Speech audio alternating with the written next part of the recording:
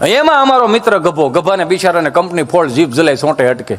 એમાં એ કોવિડમાં મારી પાસે આવ્યો, મને કે હળહળ કોવિડ આલ્યો, મને કે વેક્સિન દેવડાવો. આમ જો કે એને બિચારાને કંપની ફોલ્ડ, જીભ જલાઈ ચોંટે અટકે. અમારા બેનો જન્મ ખૂબ નાનપણમાં થયેલો હતો, સમજ્યા? એટલે એમાં હું હે કરો છો છે એ છે.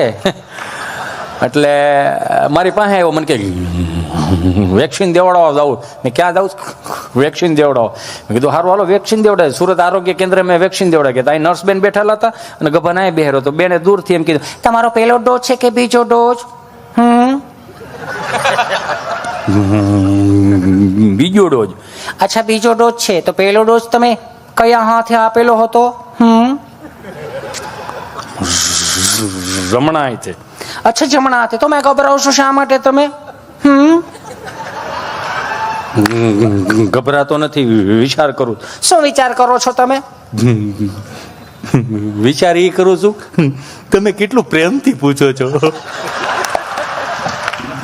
એમાં શું થઈ ગયું? તમારું કામ છે પ્રેમથી પૂછવાનું. બેન એટલું બધું પ્રેમથી ન પૂછાય. કેમ?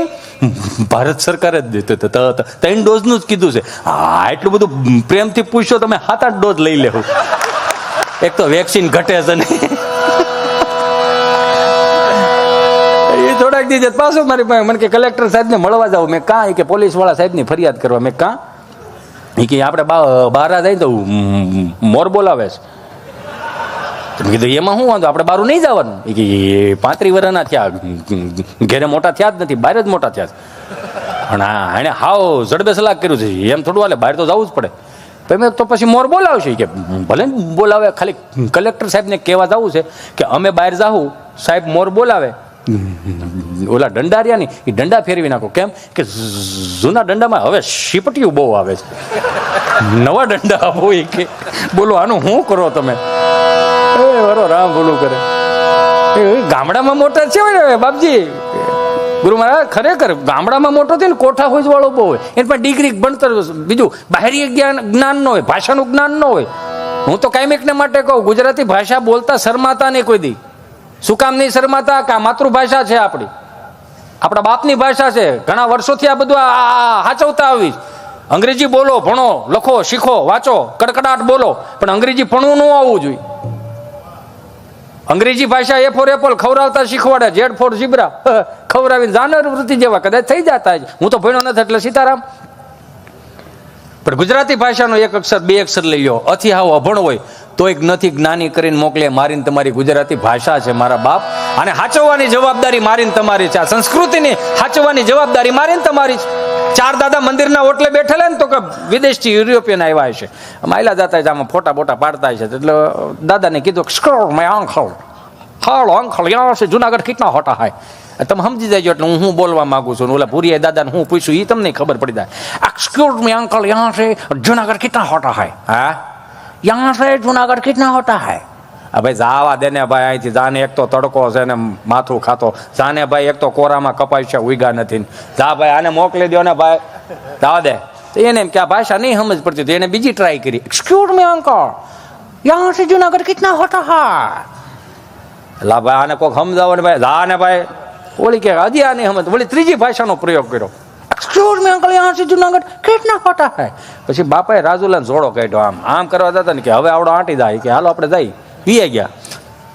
4 દાદા બેઠા ને એમાંથી એકને એવો વિચાર્યો કે હે વલ્લભભાઈ, તો કે હા આ તમને નથી લાગતું કે 70 વર્ષે હવે આપણે ભાષાઓ શીખવી જોઈએ? કે કાં? એ કે જો આ છોકરાઓ આપણા સુરત, અમદાવાદ, મુંબઈથી બહારથી આવે, એ ગુણગુણ કરે ને આપણને મગજમાં ઉતરે ને બધું ઉપરથી જાય. ગુજરાતી ભાષા આપણી મા ભાષા છે, અને આપણે અહીં બેહીને આપણા છોકરા શું બોલે છે એ આપણને નથી ખબર પડતી. તો કે તમને નથી લાગતું કે 70 વર્ષે ભાષાઓ શીખવી જોઈએ? પછી વલ્લભ દાદાએ કીધું ઉકાભાઈ, હા કે આપણે છેલ્લો ઘાણવો જોઈએ હવે આ પેઢીનો. આપણે જે હાંસવવાનું હતું ને આપણે બહુ બળ કરીને હાંસવું, હવે આને નથી હાંસવવું તો એની જવાબદારી. પણ જે થળિયું પકડ્યું છે, જે ખીલો પકડ્યો છે ને કાયમિક માટે આપણે પકડી રાખવો જોઈએ. કાં? એ કે એને 3 ભાષાઓ આવડતી હતી, એકેય કાયમ લાગી? એને 3 ભાષાઓ આવડતી હતી છતાં એકેય કાયમ લાગી? આપણી પાસે જે પડ્યું છે ને આપણે હાંસવવાનું છે, બીજા જેવું નથી થવાનું.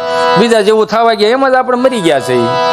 આપણું મૂળ તત્વ અંદર શું પડ્યું છે એ ક્યાં આપણે કોઈ દી જોયું છે? હમણાં હાથ બા બેઠેલા ને તો પૂછતા બા હા બા જય શ્રી કૃષ્ણ જય મારા કહું છું જય મારા જો આવો તમારો પાઘરી પેન્ટ પાડો હતો રણકી મરી ગયો બટા જય મોરે મેં જય શ્રી કૃષ્ણ બા જય શ્રી કૃષ્ણ હું મેં કીધું હે બા તમે હાથ બા બેઠા છો તો કઈક વાતું કરો ને હા તમે હાથ બા બેઠા છો કઈક વાતું કરો કોની કરવી ભાઈ જીવ હાજર છે એકાદી આગા પાછી હોત તો રામાયણ કરે તમારો રામ ભલું કરે. અરે બાએ શીખવાડ્યું એવું કોઈ નું શીખવાડીએ યાદ કરાવજો.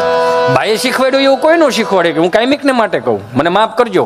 આજની નિશાળીઓને બે હાથ જોડીને પ્રાર્થના કરું. આ બેઠેલા મારા કદાચ વિદેશથી આવેલા મિત્રોને કહું કે તમારે કપાળે ચાંદલો છે ને હું પ્રાઉડ ફીલ કરું છું કે ભારતીય સંસ્કૃતિ તમે ન્યાય ઉજળી કરી બતાવી છે યાર. અહીંયા તો અમને અહીંયા માફ કરજો મને અહીંયા અમને કોઈ નડતું નથી. અહીંયા અમને અમારા નડે લ્યો. હા શું કહો અહીંયા કપાળે સાંડલો કરી નીકળી તો 4-5 કળતરો બેઠી જ હોય ઓટલે લે ભક્તિ સમરા કાઢી ગઈ લાગે તો તમારા દાદાને કહેજો દાતાડા લઈને લણી જાય પોહા એટલી રાખજો બીજું તું થાય આમાં છે ઈ તો છે આમાં. આખું ઘર ભગતરામ દીકરું થઈ ગયું લાગે પણ તમે નુગરા દીકરા તમે કરો તો વાંધો હું જ ભાઈ. સહજ રીતે આપણને આપણા જ નડે છે બીજું કોઈ નડતું નથી.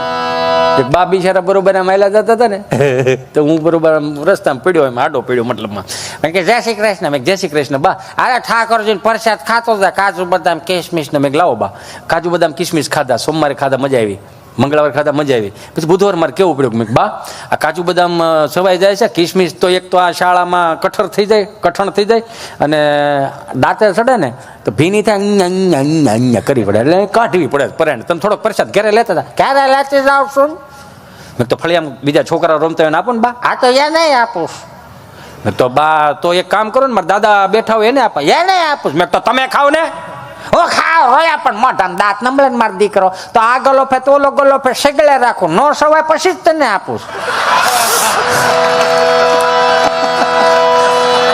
અને બાનું એટલું ખાધું એટલે તો પૂગ્યા છે આ છી ગંદુ છે કરીને મૂકી દીધું એના દાખલા નથી અહીંયા.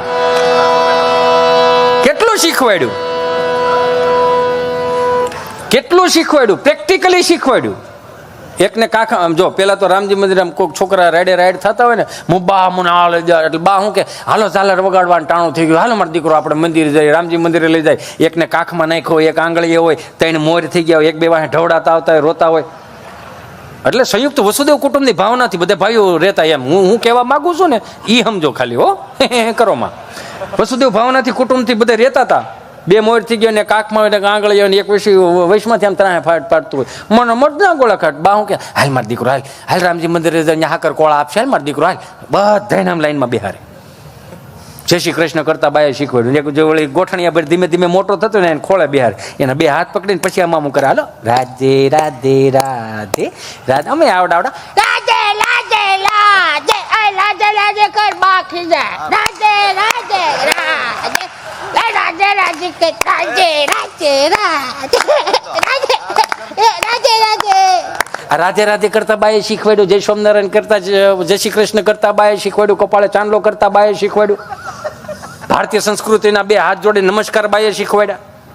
નગારું વગાડતા બાપુજીએ શીખવાડ્યું દબેંગ દબેંગ અવાજ આવવો જોઈએ. હવે એના સ્વભાવ પ્રમાણમાં શીખવાડ્યું એ તો એનો વાંક નથી.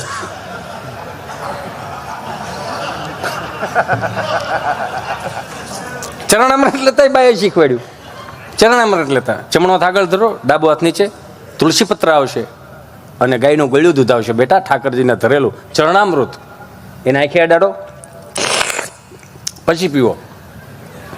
હા અમુક સવણામાં કોણ શીખવાડી ગયું હતું ને એને તો હું ગોતું છું મારો રામ ભલું કરે હતું જ નહીં એવું ના આવડો બધું એક જોયા જેવું. કહેવાનો મારો ભાવ બગડ્યા નથી બગાડવામાં આવ્યા છે. આ વાત અહીં સ્ટોપ કરું છું એનાથી આગળ જવું. આ બધું ભૂલી ગયા ભારતીય સંસ્કૃતિના નમસ્કાર આપણે ભૂલી ગયા છે.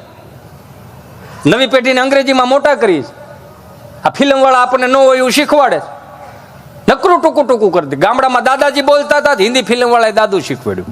ગામડામાં જીજાજી બોલતા હતા હિન્દી ફિલ્મવાળાએ જીજુ શીખવાડ્યું. ગામડામાં મામા બોલતા હતા હિન્દી ફિલ્મવાળાએ મામું શીખવાડ્યું. આપણને પાછું ખબર નથી હિન્દીમાં મામું એટલે બુસમારું થાય છતાંય સોટી પડ્યા છે.